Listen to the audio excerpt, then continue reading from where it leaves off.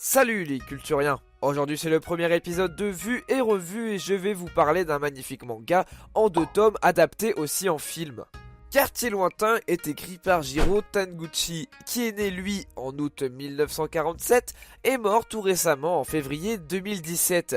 Le récit illustré est édité au Japon par Shogakukan et en France par Casterman. Le manga lui est en 2 tomes et il est assez vieux. En effet, sa sortie initiale étant entre 1898 et 1899 et en 2002 en France et adapté par Frédéric Boilet.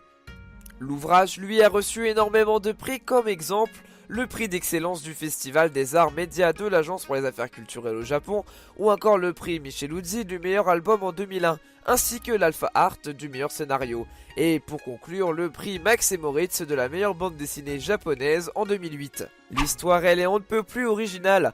Un japonais de 48 ans totalement alcoolisé et affalé sur sa table.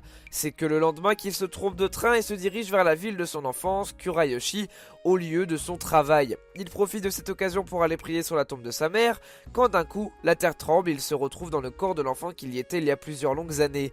Il va revoir sa famille décédée depuis et profiter de sa nouvelle vie pour pouvoir faire les choses qui s'étaient toujours interdites au lycée, dans sa famille et même dans ses relations amoureuses. Cependant, son véritable objectif est de convaincre de ne pas laisser son père abandonner sa famille, qui avait disparu à ses 14 ans. Je ne vais pas vous mentir en vous disant que c'est passionnant de lire une histoire dans laquelle un personnage a le choix de tout recommencer en bien ou en mal, et l'histoire va vraiment vous faire ressentir une fragilité à travers ces tristes aventures.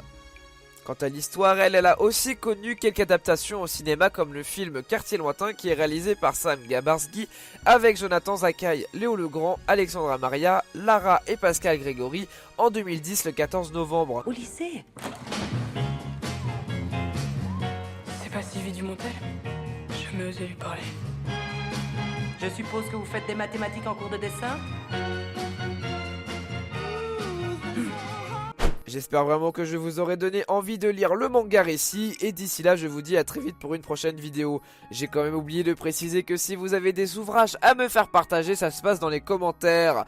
Bye bye tout le monde car la culture n'attend pas vraiment.